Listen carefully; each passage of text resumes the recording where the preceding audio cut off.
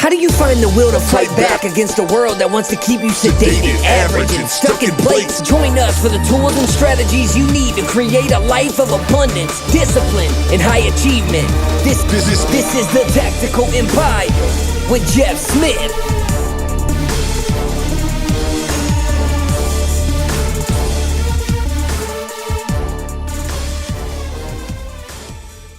Welcome to another edition of the Tactical Empire. I'm here with Shawn. What's up, brother? How you doing? Not much, man. Great weekend. The weather's been circling back to the 50s here in Virginia, so feels real good. We had a couple 20, 30 days the past couple weeks, so getting outside with a t-shirt on in the 50s, even though you would be bundled up in your winter attire in the 50s. 50s here is fantastic. Yeah, it got cold here. Like 69 or what? What was? No, I think it actually got down to 39 overnight, which is really cold for us. But it was like bursting in Texas at 39. Watch out. 60, 65 and sunny during the day, so you can't really complain that much. But it's hot again now. It's in 85 or whatever, which is fantastic. So hot. Yeah, man, I got a great week ahead. I'm excited. We decided to start raising capital for the storage facility because I was fucking around with commercial lending for the last 4 months on it. And we just finally had a call on Friday and said, forget it. We're just going to raise the whole $1 million.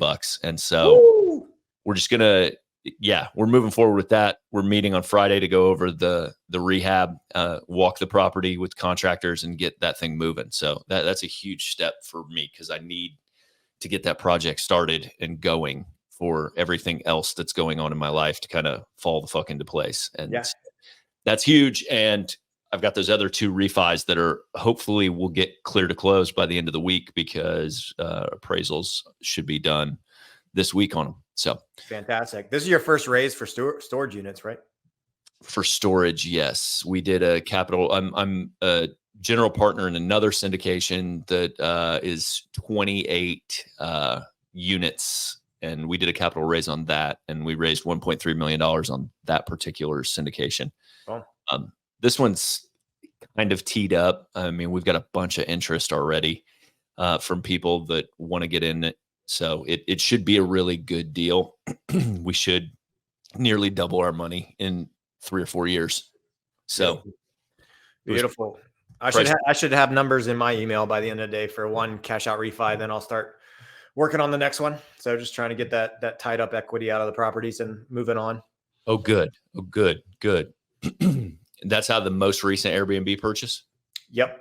Cool. Yep. We kind of like right when we closed, we took a little bit of a pause just to let the dust settle a little bit because that cash to close was a little wild and we just need to get our bearings, but now we'll move forward, get some numbers at a couple different tiers today and decide which route we want to go and then move on. Yeah, that's the way it works, man. You got to just get comfortable with that chaos and like let it stabilize for a minute and then move again. Yep. I think the biggest problem people have is they sit around too long and wait. Cause I'm at that point right now. Like the shit I've been doing this year has taken all my bandwidth and it like, I'm already like sniffing this finish line of this clear to close. And I'm like, okay, I could go raise capital. I want to, how fast can I put together 20 more deals? Yeah. In the first quarter. And so like, I feel a sense of urgency on moving forward in every area really. Right I wanted the money out a month ago, but there's other people involved too. So it's like, the professionals are bending over backwards to get things in line nowadays. It's just a little bit different market out there, but I just take the emails as they come and respond as fast as I can. Yeah, right on. What do you want to chat about today, man? We were going to talk about qualified plans. Is that Let's go. I mean, most of the people listening probably have them or had them. And what is a qualified plan? Let's start there. Yeah, qualified plan is a government qualified plan is something that the government has put in place to incentivize you to do something that they somehow sell you on that it's what's best in your own best interest. But as we start peeling away the layers, I've come to learn that I don't actually think it is in our best interest to be participating in government qualified plans. So, but it's just something the government has established and they have certain rules and regulations and reasons for that. And they, depends on what product you're talking about. Yep. They come with different stipulations and different purposes. And we'll get into that a little bit today on why they would have one product, then they would create something that's the exact opposite of that product to confuse us, but who knows? But I played that game before. I no longer play that game. So I think it'd be an interesting topic for us to discuss today. Sure. Let me clarify, guys. A 401k, Roth IRA, Roth 401k, 529 plans are qualified plans. And so like IRAs, SEPs, things like that are kind of, they're products that are signed off by the government to give you certain tax breaks and tax advantages of savings, if you will, for them to steward your money along. And just to give you context about what we're talking about, because I think everybody falls in the trap early on of like doing what we've always done, doing what we've been taught is the right thing to do. Because most of us listening to the show came up through, well, maybe the younger people don't have this philosophy anymore, but being over 40, I came up through a conventional methodology of you go to school, you go to college, you get a job, you work there for a period of time. And pensions kind of went away early in my career. So that wasn't really a thing, but the big transition was I actually have a pension, which is fucking crazy. I still have one. From the corporate world, which is bananas.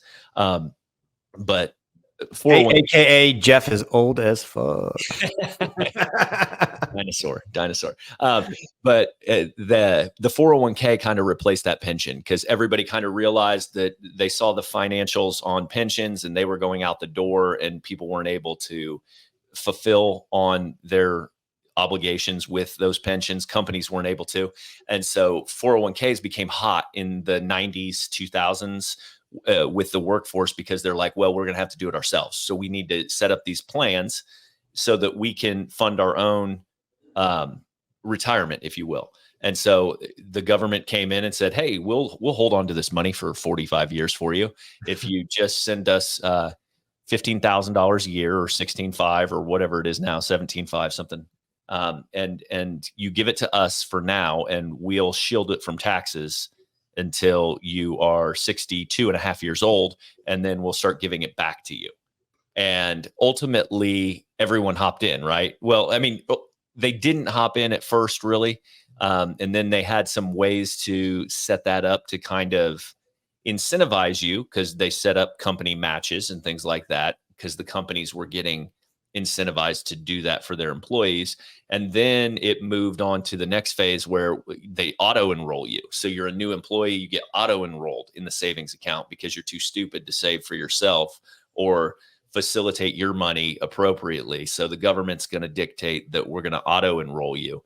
And I mean, it was probably as simple as like an opt out or something to get out of it. But that was one of the most interesting triggers that came early on. They're like, we're going to auto enroll all new employees. And somehow that was legal. Well, let's figure out. Well, again, we drive down that rabbit hole, but let's figure out who would want them to be auto enrolled. I think I've read one book on that, and I don't know the exact percentages, but it was like if they gave the employee the option to enroll in the 401k, the percentage of those that enrolled were super, super, super low.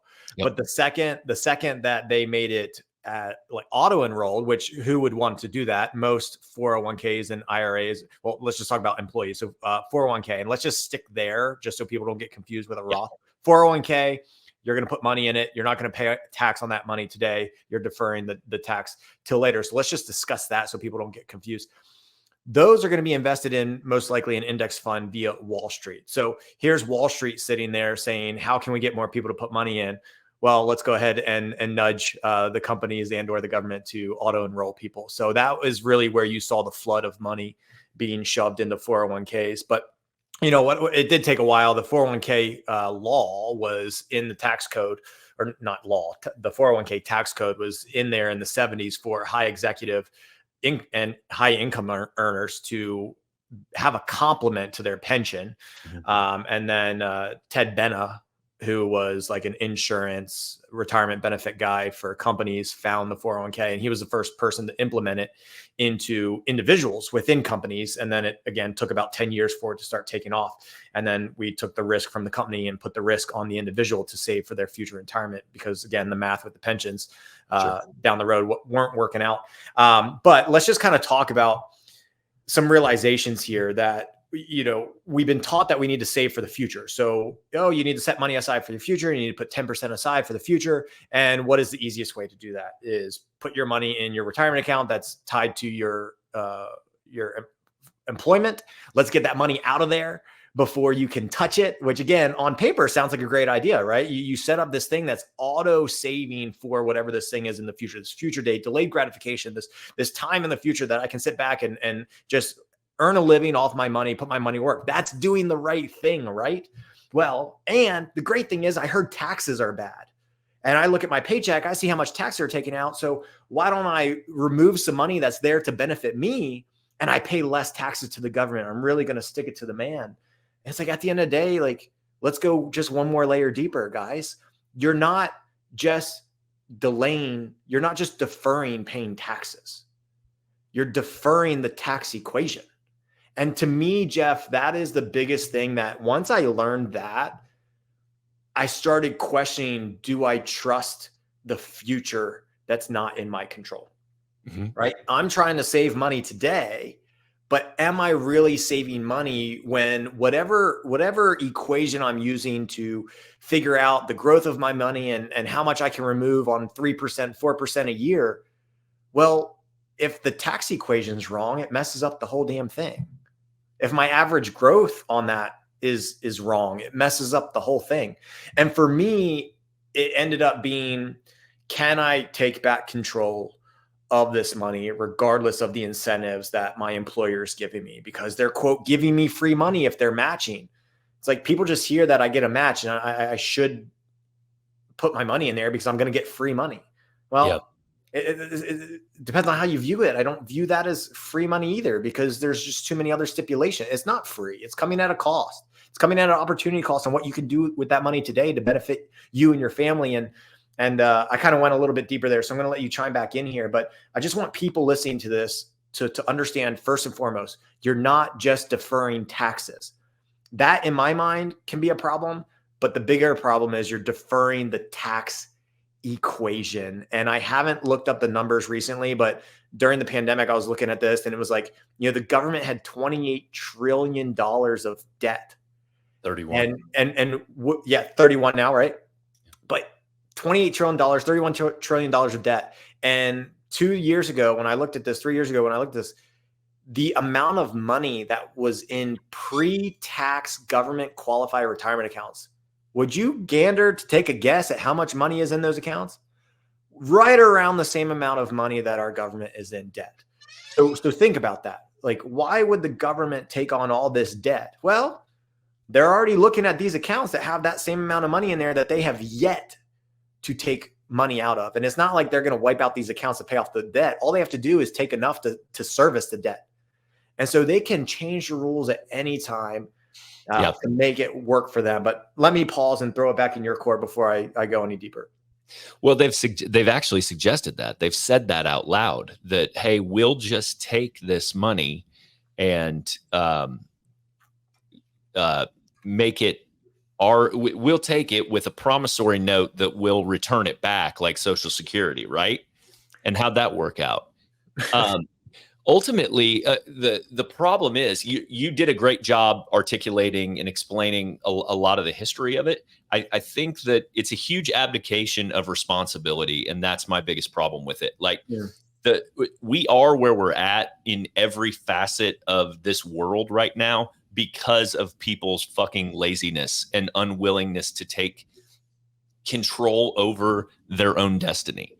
And for me, I'm a big advocate of freedom and ultimately forging your own path. I know a lot of people are not like that, but you cannot. I mean, that's why I say all the time, your financial literacy is your responsibility, and like that will either make you a slave or you will crack the code to freedom if you continue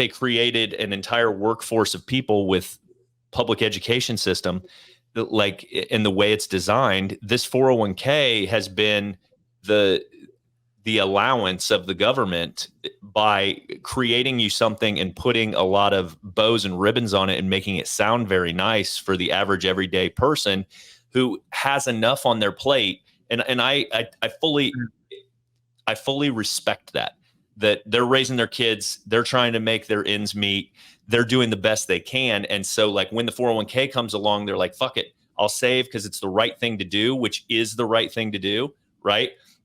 But then once you dig into it and you realize the fees associated with it, the administrative fees that are baked into it, the changing fees, most people have no idea what they're paying. Those actually erode your principal, which is your upside of compounding interest on your actual account. People have no idea any of that's going on. They're just auto depositing their money and then saying, I have done this service for my family because I have saved for our future and our retirement. So I'm building my legacy with this, like, $1.5 million that I'm going to get in 50 years. And ultimately what we have to do is kind of retrain people's brains to say that there's other ways to do this. There's more advantageous ways to do this. And if you have an inkling of, like, that spirit of personal responsibility, that spirit of, like, things should be done differently or can be done differently because I see other people doing them differently, then, like, you have a personal obligation to seek out that knowledge, and it's everywhere. Well, it's actually not everywhere, but that's hopefully what we're trying to combat.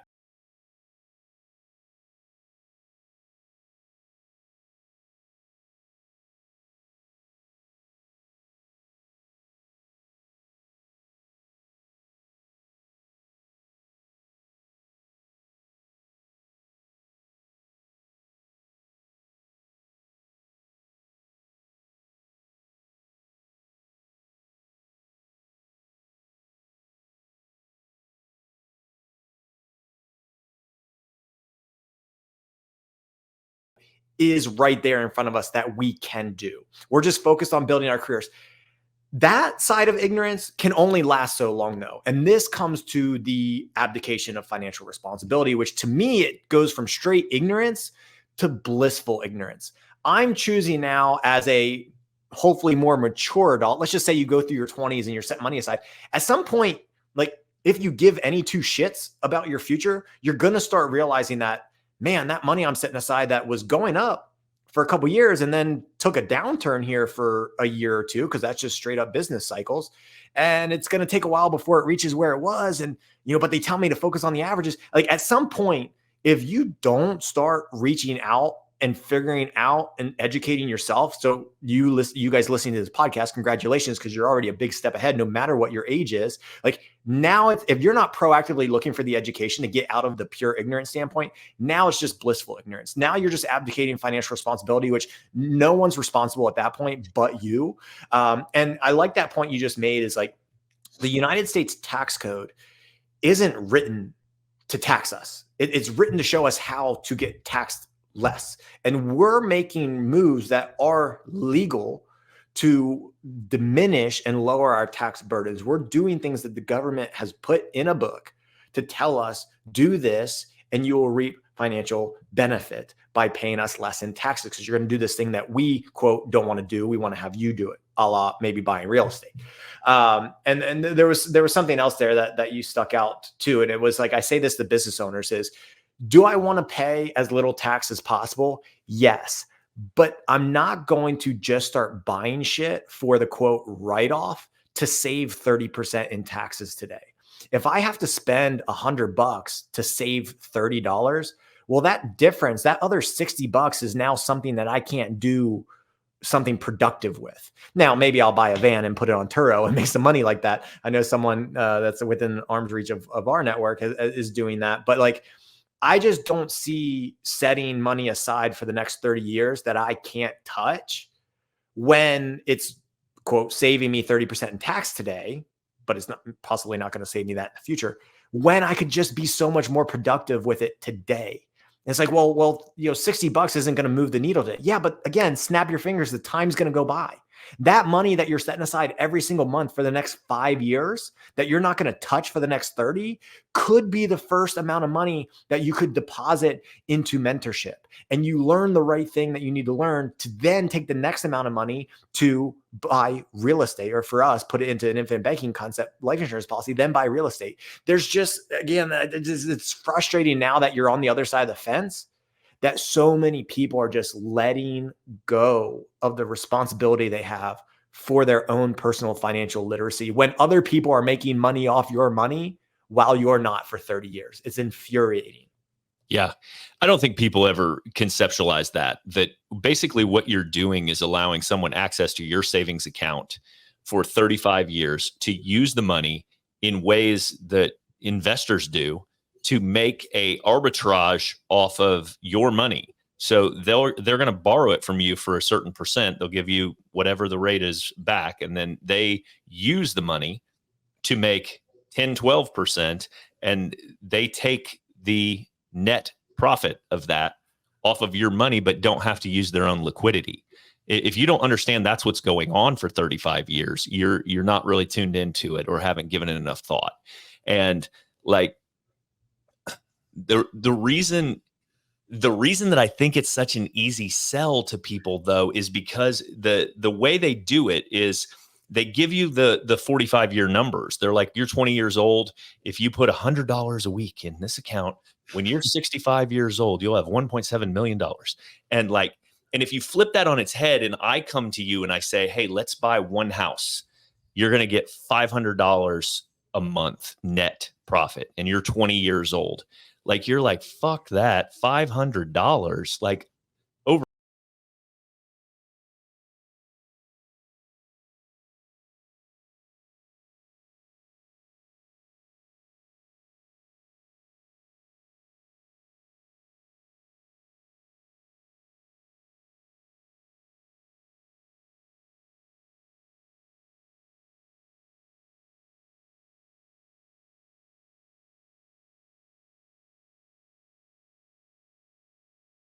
I've done it. I've seen it. And I've done it over and over again, countless times. If you trust me, in 2 to 7 years, you'll be done. And like, it depends on how much money you start with, and it depends on how much active income you can put together in the meantime. And that's all that matters. But 2 to 7 years to completely change your life. Like, if you're 20 years old listening to this, by the time you're 27 years old, you'll never have to work again, ever. All you have to do is follow this. And I guarantee it. And there's people just have an unwillingness to do it because the pain is not that bad, right? Yeah. It's the pain that they know right now. So they'd rather just keep on doing what the fuck they're doing. It's so interesting because some people are going to hear that delayed gratification comment that you just had and be like, well, fuck you, Jeff. Like, saving for my future is delaying gratification. I'm going to let go of this money so I can have it in the future. And I want to twist that for if you're listening to this and you're thinking that way, I want to twist it a little bit. And again, I don't care how old you are, because we all have plenty of runway. Again, we have time, but we also want that sense of urgency. I think that it's like, oh, the earlier you get started, the better. And it's like, well, if I think of delayed gratification this way, here's what I want to think about it. What if I don't invest in my retirement account for the next 10 years? And instead, I took every single dollar that's left over after I pay my tax, which, by the way, I know what my tax rate is today. So I would much rather pay my tax today and then know how much money I have to play with. And I invest that in increasing my skill set, increasing my value, and have people pour their knowledge into me. So over the next 10 years, I think I can make up every single dollar that I did not put into a retirement account. I can make that up and multiply it 10x, 100x, 1000x by the skill set and education I can take on in the real world through mentorship, through the right people. And so when I hit 30 or 40, I'm going to be making so much more fucking money that I don't need that goddamn retirement account. And I was a high school teacher making $35,000 a year pre-tax. I was doing that for 5 years before I left to go full-time in my business before it could pay me 35 grand a year. And the last day that I was a high school teacher, one of the longest tenured teachers walked down the hallway, came to my classroom and said, "What are you going to do about retirement?" And I looked at her and I said, "You mean the $80 a month that they took out of my paycheck and sat in this account? I'm not worried about it." And I didn't know how I was going to do it, but I'm so glad I committed to investing in mentorship at that time and growing my business, because the amount of money, income that I made over the next couple of years superseded any growth rate that someone would put on an index fund. And I don't even get me started on averages. Averages are not real returns. Averages are not real. Okay. So you're abdicating financial responsibility to someone that's going to make money off your money, and they're going to peddle these averages to you. And by the way, ask them where your money is, and they're going to have it in 15 different accounts. And you're going to say, "Why are you doing that?" And they're going to say, "Well, I need to diversify." And it's like, well, if you put your money in the total stock market index, that's true diversification, because it's every single true diversification within the stock market, because it's every single company. So why do you need it in all these other funds? Well, you said you wanted growth, and 7 of the 15 funds they put in are high risk growth funds where they get a higher commission on it. Like, who's got the incentive here to do stuff with your money? It's the person that's going to get paid the most off of it. And it's so infuriating. So delay the gratification and reinvest in yourself and your skill set. You don't have to be a business owner. You can be a W-2 employee and reinvest in your commitment to your skill set, add more value to the world. And I promise you, you will make up every single dollar that you have foregone to put into a government qualified account. I promise you this. Yeah, I mean, big W-2 earners are some of my favorite people to work with, because they enjoy their job and they're making good money, and like we can set up their their system so that they're investing a lot of that money, but generating quite a bit of cash flow on a regular basis. And those guys can change their lives to give them options. I mean, we work with a lot of people who love what they do for a living. So you don't have to like quit everything you're doing and That's start right. a new direction. You just have to be more cognizant and wise about what you're doing with your money. And then the next thing you look up and you've got a portfolio of investments that are doubling what you're bringing in. So you've got this high paying W-2 job that you really enjoy. And then you've got a portfolio over here that's kicking you the same amount of money. And then holy shit, you've got options. And like, then you've really got a lot of freedom to choose what you want to do and how much vacation time you want to do. We've got people that have backed down into 20 hours a week of work instead of the 40, 50 that they were doing before. So like, it's really just about options. But what I wanted to reiterate, and I don't know if we've actually said it, so it's maybe not reiterate, what I wanted to clarify is that we've talked a lot about abdication of responsibility and being lazy. And I said lazy, admittedly. But like, if you're doing these things, guys, who cares? Like, today is a new day. You can change this today. You can seek out mentorship or education or just read books at this point in time and start changing your entire financial future. I had a 401k. I did all this stuff except 529s for my kids. I had Roth IRAs. I had all this other shit. I knew about 529s and what a scam they were before I had kids. And so that's the only one of these qualified programs that didn't bite me in the ass. So when I say all of this, it's from a place of love and like, holy shit, let's change your way of thinking immediately, because I have suffered from this derangement syndrome as well. Yeah, I had a 403B with the state of Virginia from my teaching. I had a Roth IRA, which is interesting because it was post-tax dollars to grow tax-free and be distributed tax-free as well. So everyone will, "Oh, well, you shouldn't invest in the pre-tax stuff, so you should do a Roth." It's like, well, maybe not. If I do like, if you're going to play that game, the Roth IRA I think is great. And then you make money to where you're not allowed to contribute, and then you have to do a backdoor Roth, and it's like, well, why would I have to do all this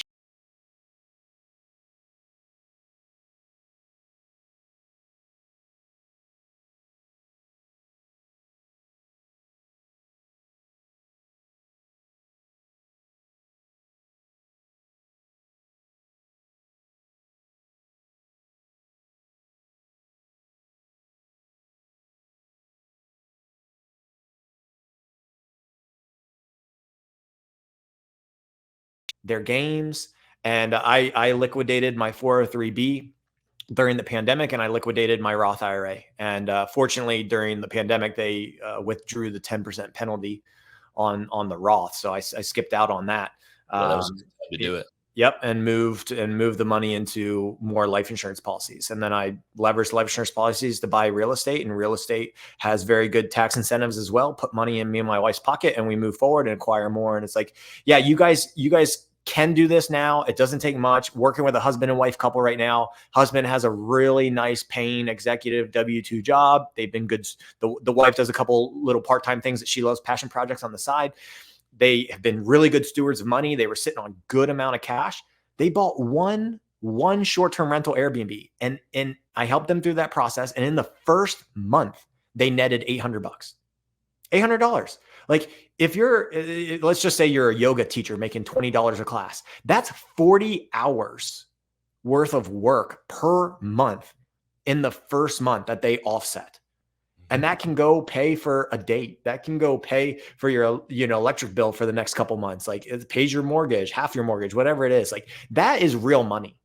That's real money. It's not money on a paper. And my wife still has a 401k. And thankfully, she was very good at setting that up when she got her first job at Victoria's Secret when she was 16 years old. And it just moved from company to company to company. And that was through the greatest bull run in history. So you look on paper at her 401k, it's got a really nice dollar amount and it's got her name on it.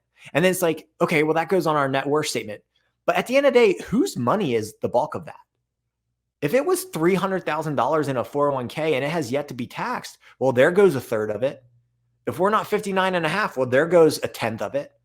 So even that dollar amount, 40 to 50% of that is not ours. Yep. It's not hers. It's not hers. And yet we're going out and putting value into the world and acquiring assets. And those things have our name on it, and they're putting money in our pocket. And you don't have to try and get $20,000 a month in passive income. It can start with 500. It can start with 1,000, and it will compound and it will grow. I'm a living example of that. I followed Just Blueprint to step by step, sometimes reluctantly, as I said in the group the other day. And I'm very fortunate to hopefully be on the other side of the fence here, to where, some of the things that I say, people are like, well, you're very, very brash. It's like, no, this is me talking to myself. If you follow me on social media, I make those posts to me. The things that I write are the thoughts that I have in my head and what I have to constantly remind myself about as to why I'm doing what I'm doing. And it starts with education. So listen to this podcast, share this podcast, ask us for the books that have changed our lives, invest in mentorship, invest in masterminds, and people that are not teachers in the school system will teach you what they're not teaching you in the system or in college. Yeah. That's good, man. I love it. Yeah, I hope we didn't beat you guys up too much. But Shawn's right. I mean, we're just talking to ourselves, and like and it's a little bit of like what I wish I knew. I didn't learn about high early cash value life insurance or any of this shit until I was like 35 years old. And like, maybe I knew about it, but I kind of ignored it. And I was like, I don't have time to do that. I'm too busy drinking beer and playing softball and doing dumbass shit. Right. And like, that's why I'm trying to snap you guys out of it. And $500 a rental property maybe doesn't sound sexy, but if you put 20 of those together, what's that bring in on a monthly basis? $10,000. How would $10,000 of tax-free money a month adjust your lifestyle or adjust your future savings rate for your retirement? Like any of this, would it change the way you're doing things? So we beat this dead horse. Qualified programs, beware for sure. Proceed with caution. Yes. Thanks, Shawn. You got anything to add? No, that's it, man. Let's roll. Right on. Have a great day, guys. Have a great week. Check us out at the Tactical Empire community on Facebook and let us know what kind of questions you have. Thank you for listening to the show. Make sure you subscribe, leave a review, and share with a friend. We'll see you on the next episode of the Tactical Empire.